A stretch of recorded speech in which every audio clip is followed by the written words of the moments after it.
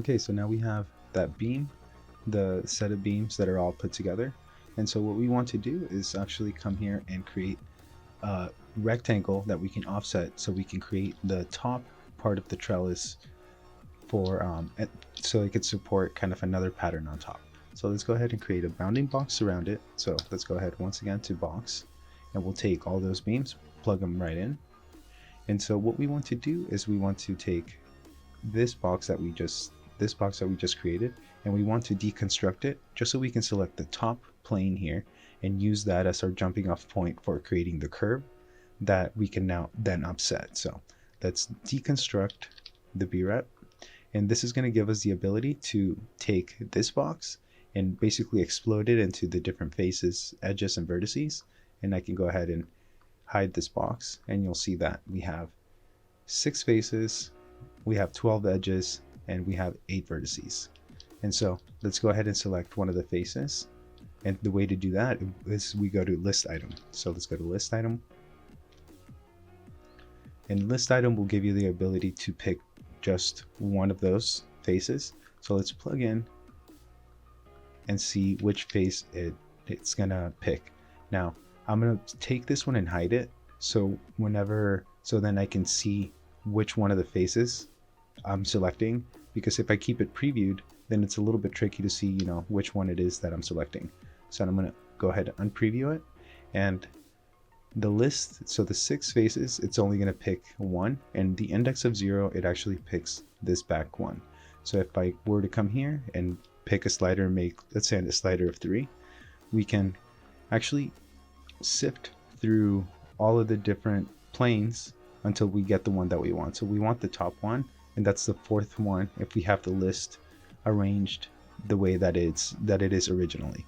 But if we actually go to 0, which is the default, it picks this side one. But if we go to the list and we reverse the complete order of the list of the 6 faces that we have, it gives us a different result. We see that actually one of the last faces is actually the one that we want.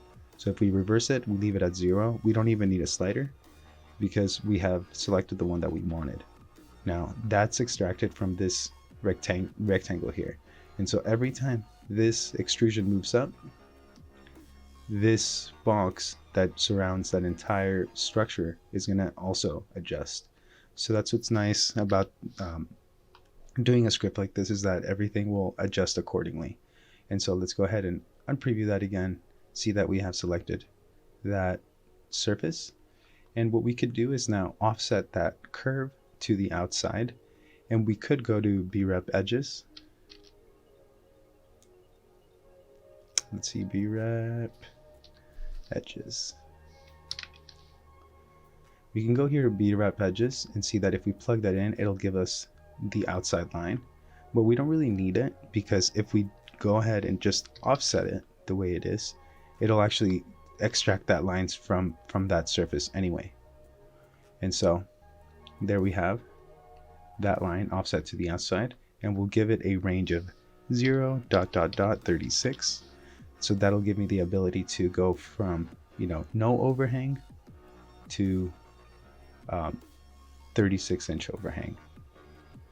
And the reason why you want to do that is because when we so I'm going to take this and I hide it, and when we come back and we look at the beams, we'll see that we have the beams here, but we have the ability to create like an overhang to create more of a variety in the structure.